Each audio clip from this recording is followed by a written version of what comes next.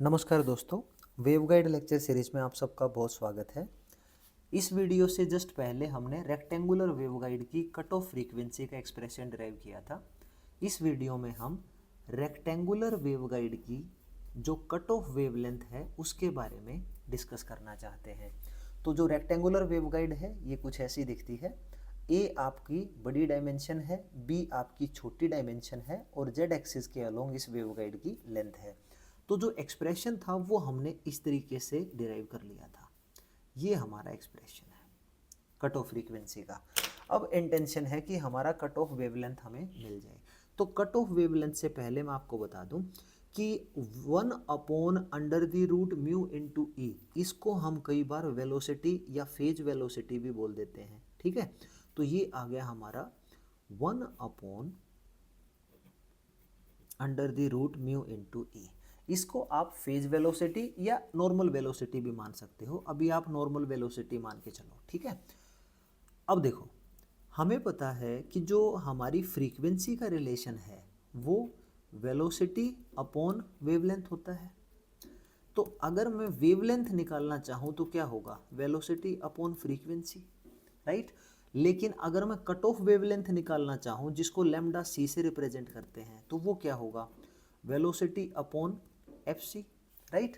तो जो F C है यहाँ पे वो क्या है, एफ सी 1/√μ ई, इसको मैं वेलोसिटी मान लूँ तो ये क्या हो गया, वेलोसिटी अपॉन 2 पाई तो था ही, multiply with what, m pi by a whole square plus n pi by b whole square, right. तो अब ये एक्सप्रेशन यहां पुट कर दीजिए। लैम्डा सी क्या आ गया आपको, ऊपर वेलोसिटी एज इट इज है, राइट, और नीचे आपको क्या रखना है, एफ सी। एफ सी क्या है, वेलोसिटी अपॉन 2 पाई, तो 2 पाई आपका ऊपर चला गया और बाकी टर्म आपकी मल्टीप्लीकेशन में आ गई। This is m pi by a whole square plus n pi by b whole square. यहाँ से बच्चों वेलोसिटी से वेलोसिटी कैंसिल। यहाँ देखो ये पाई स्क्वेयर और ये भी पाई स्क्वेयर, हम रूट से बाहर यहाँ पे पाई लिख सकते हैं, राइट। तो जब हम यहाँ पे पाई लिखेंगे बाहर तो इस पाई से ये पाई कैंसिल हो जाएगा। तो एक्सप्रेशन क्या बनेगा, this is 2/√m/a whole square plus n/b whole square, right. अब अगर मैं कहूँ कि जो ऊपर है उसको मैं a से मल्टीप्लाई कर दूं, नीचे भी मैं a से मल्टीप्लाई कर दूं, तो एक्सप्रेशन क्या होगा, this would be equal to what, 2a divided by, नीचे a है, अंडर द रूट के अंदर जाएगा तो a स्क्वेयर होगा। अब a स्क्वेयर होगा तो क्या होगा, a स्क्वेयर ऊपर a स्क्वेयर नीचे, ये कैंसिल हो गया। तो इसका मतलब यहाँ पे क्या बना, आपको बिल्कुल भी कंफ्यूज नहीं होना है। मैंने क्या किया है, a से मल्टीप्लाई कर दिया स्मॉल a से और स्मॉल a से डिवाइड कर दिया। जब स्मॉल a डिवाइड होगा तो रूट के अंदर जाके वो a स्क्वेयर बन जाएगा। तो a स्क्वेयर बन जाएगा तो आपकी इक्वेशन क्या बनेगी, this is m square plus n square into a square upon b square. तो ये है आपका जो लैम्डा सी है, यानी जो कट ऑफ वेवलेंथ है उसका एक्सप्रेशन आपके सामने आ चुका है, राइट। अब हम क्या करेंगे, इसके केसेस लेंगे। इसके केसेस का क्या मतलब है, देखो केस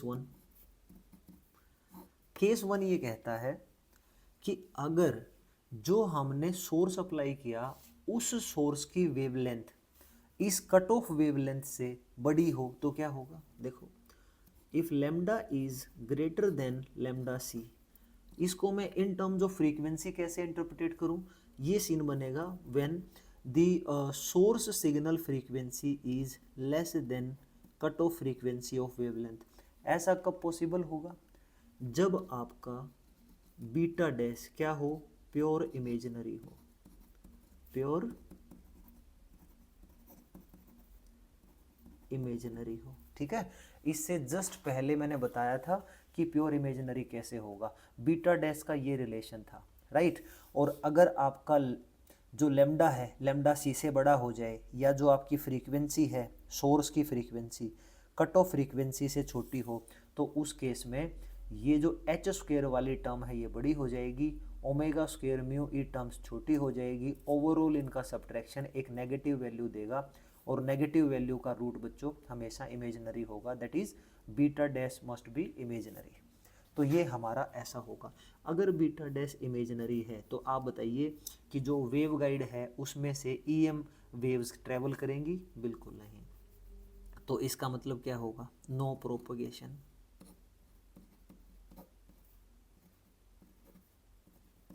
राइट। तो कोई भी प्रोपगेशन नहीं होगा।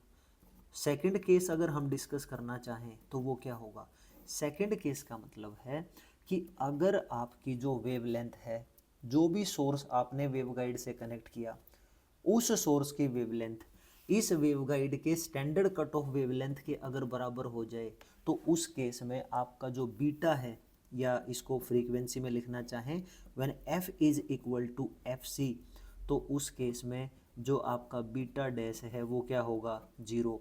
और बीटा डैश जीरो होगा तो इसका मतलब अभी भी आपका कोई प्रोपगेशन नहीं होगा। तो कोई भी प्रोपगेशन अभी नहीं होगा। अब केस थर्ड लेते हैं। केस थर्ड ये कहता है कि जो सोर्स आपने इस वेवगाइड के साथ कनेक्ट किया है, उस सोर्स की वेवलेंथ इस वेवगाइड की स्टैंडर्ड कट ऑफ वेवलेंथ से अगर छोटी है तो क्या होगा, lambda is less than lambda C, और जो फ्रीक्वेंसी है that is greater than cut off frequency. तो इस केस में आपका जो बीटा डैश है वो हर हाल में एक रियल नंबर होगा, और वो अगर एक रियल वैल्यू है तो 100% चांस है कि अब इस वेवलेंथ के या इस फ्रीक्वेंसी के सिग्नल वेवगाइड के अंदर से ट्रैवल कर जाएंगे। तो यस, प्रोपगेशन इस केस में जरूर होगा, प्रोपगेशन होगा। अब कोई आपसे पूछ ले कि क्या कंडीशन है कि कोई भी सिग्नल वेवगाइड के अंदर से ट्रैवल करेगा या नहीं करेगा, तो आप कहेंगे कंडीशन ये है कि इस वेवगाइड में जो बीटा डैश फेज कांस्टेंट है, यानी जो phase constant along the Z axis है, वो अगर रियल नंबर है तो फिर गारंटी है कि जो इनपुट सिग्नल हैं वो इस वेवगाइड से ट्रैवल हो जाएंगे। दूसरा, अगर आपकी सोर्स की फ्रीक्वेंसी कट ऑफ फ्रीक्वेंसी से बड़ी है तो उस केस में वो सारे सिग्नल आपके ट्रैवल कर जाएंगे, प्रोपगेशन उन सभी सिग्नल्स का हो जाएगा।